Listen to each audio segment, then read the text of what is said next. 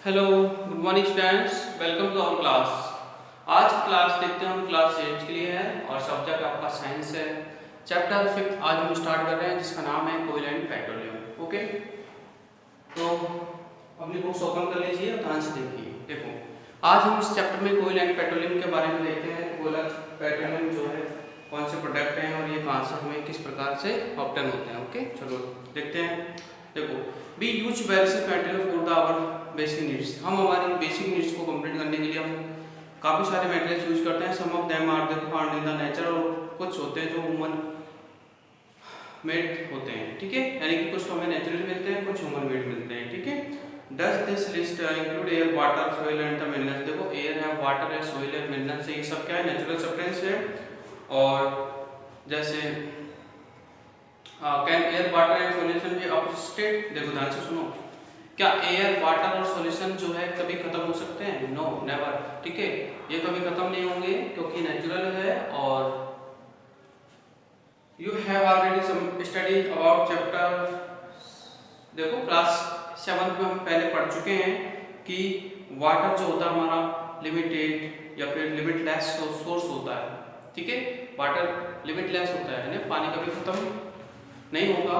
ठीक है, in the light of, देखो, ability of the various resource in nature, natural resource can be broadly classified in two kinds. अब हम nature, जो हमारे नेचुरल रिसोर्स हैं, इनको हम दो प्रकार से डिवाइड कर सकते हैं। ठीक है, कैसे डिवाइड कर सकते हैं? एक तो होता है इनएग्जिस्टेबल और एक होता है एग्जिस्टेबल। देखो, इनएग्जिस्टेबल नेचुरल रिसोर्स क्या होंगे? देखो, These resources are present in unlimited quantity in the nature, यानी ये रिसोर्स है वो अनलिमिटेड क्वांटिटी में प्रेजेंट है और and not likely to be exist by the human activities, example sunlight और एयर। और हमारी एक्टिविटी के द्वारा, यानी ह्यूमन एक्टिविटी के द्वारा ये कभी फिनिश नहीं होंगे। जैसे सन है, ठीक है, और एयर है, यानी सनलाइट है तो सनलाइट हमें बिल्कुल हमेशा मिलती रहेगी। ठीक है, ये कभी खत्म होने वाली चीज नहीं है क्या? सनलाइट कभी भी खत्म नहीं हो सकता है ना, और एयर भी नहीं हो सकता। तो ये है इनएग्जिस्टेबल रिसोर्स। ओके, अब बात करते हैं एग्जिस्टेबल रिसोर्स जो खत्म हो सकते हैं या फिर जिनके लिमिटेड सोर्सेज हैं। ओके, तो देखो, the amount of the these resource in nature is the limited, यानी कि एग्जिस्टेबल जो रिसोर्स हैं उनका अमाउंट जो होता है वो लिमिटेड होता है।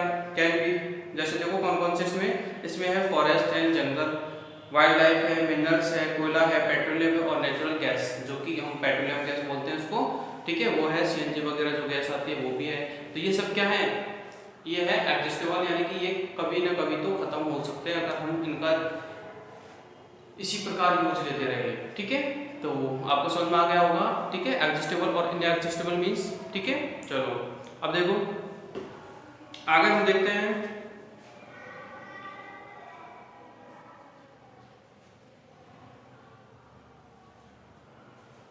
Assume that the eatables in the container represent the total ability of the existable natural resources like कोयला है, पेट्रोलियम और the natural gas है। Each group may have a different conjugation pattern or their earlier generation of any group to grade. It may be that the earlier generation in some groups were concerned about the coming generation and left something for them. देखो ध्यान से, अगर हम limited source का use करते रहे, जैसे कोयला पेट्रोलियम हम आज यूज कर रहे हैं, क्या हमारी आने वाली पीढ़ी इस चीज को यूज करेगी? सोचो, हाँ, नहीं करेगी, क्योंकि कोयला है। देखो, हम पहले हमने कोयला का काफी यूज किया था और आज हम इस स्थिति में है कि कोयला जो है हमारे पास बहुत ही ज्यादा लिमिटेड मात्रा में बच गए हैं, मतलब। ठीक है, यानी कि फिनिश होने के कगार पे है। ऐसे पेट्रोलियम डीजल का हम आज यूज कर रहे हैं। ठीक है, एक समय आएगा कि ये भी हमारे पास खत्म हो जाएगा और वो समय ज्यादा दूर भी नहीं है। ठीक है, तो ये एडजस्टेबल फ्यूल के कारण होता है। देखो, in this characteristics we will learn about some exhaustible natural resource like कोयला है, पेट्रोलियम है, नेचुरल गैस है। These were formed as the dead remains living organism fossils. ठीक है, ध्यान से देखना, फॉसिल्स एक वर्ड है जिसका मीनिंग होता है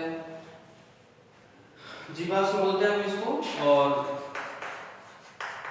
फॉसिल्स वो चीज होती है जो कि डेड और ऑर्गेनिज्म के से बनती है, जैसे कोयला, पेट्रोलियम और क्या बोलते हैं, पेट्रोलियम से काफ़ी सारी गैसेस बनती है और मोम बनता है, ये सब क्या है, फॉसिल फ्यूल है। क्यों?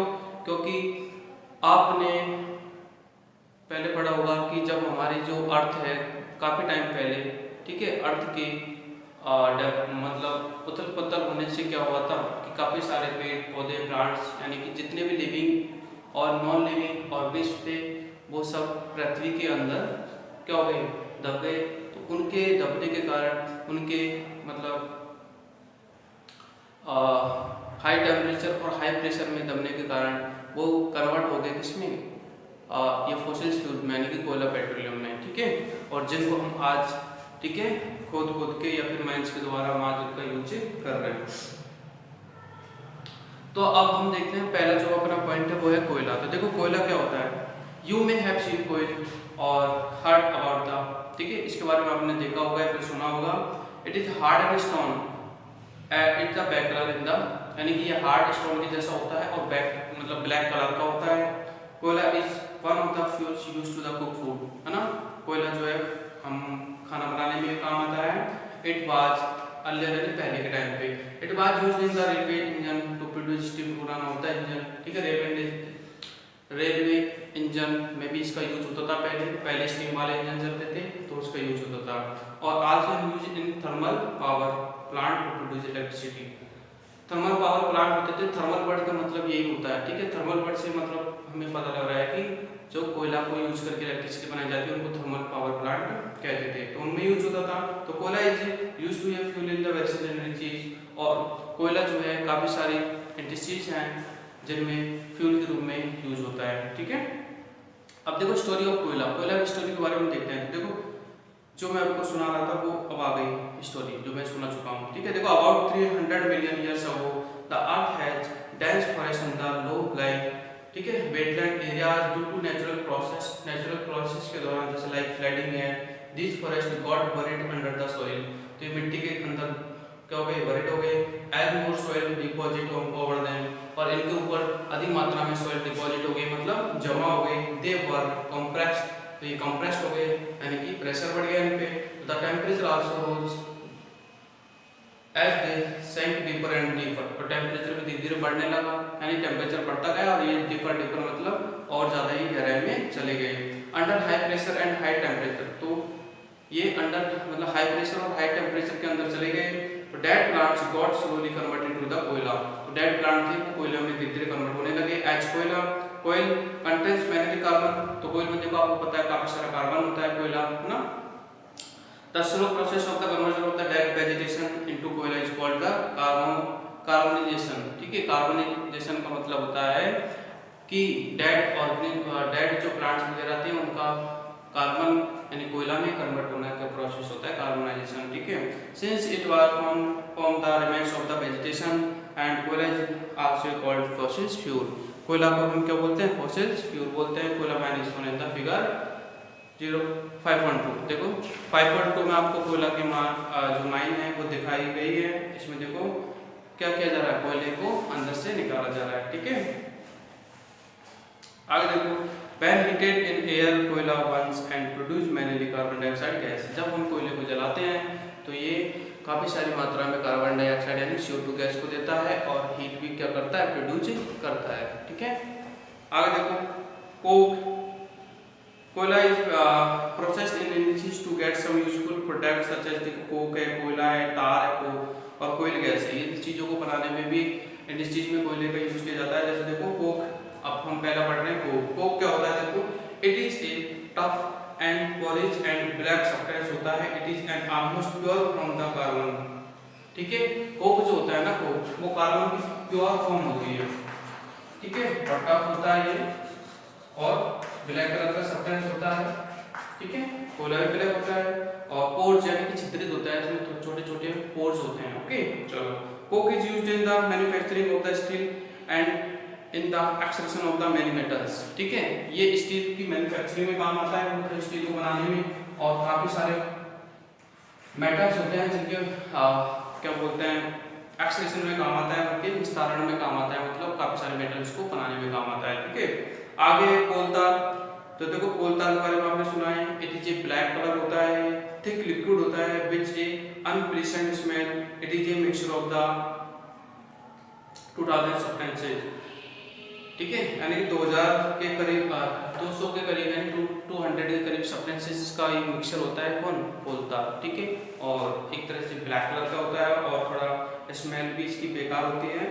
Product obtain from coal tar are used as the starting material of manufacturing various substances in everyday life industry like synthetic dyes है, ड्रग्स है ना, सिंथेटिक डाई वगैरह बनाई जाती है और ड्रग बनाए जाते हैं, एक्सप्लोसिव यानी कि कुछ, ठीक है, मतलब बम वगैरह एक तरह से हम समझ सकते हैं, या फिर मतलब है ना, कुछ बर्निंग वाली चीज़ें बनाई जाती है, परफ्यूम्स बनाए जाते हैं, प्लास्टिक एंड पेंट्स। ठीक है, प्लास्टिक में भी इसका यूज होता है, पेंट्स बनाए जाते हैं जो हम घरों में यूज करते हैं, और फोटोग्राफिक मटेरियल, रूफिंग मटेरियल, ठीक है, और ट्रैश नैपथलीन, देखो नैपथलीन की पॉच भी बनाई जाती है, ठीक है, जो हम यूज करते हैं घरों में, use to the repair mode and other insect are also obtain from the coal tar. ठीक है, तो यानी कि कोल तार हमारे लिए बहुत ज़्यादा उपयोगी हो गया है, काफ़ी सारी चीज़ें बनाई जाती है। देखो this days bitumen a petroleum product is used in place to coal tar for melting the roads. ठीक है, मेटलिंग द रोड्स यानी कि रोड्स को बनाने में भी कोल तार का यूज होता है।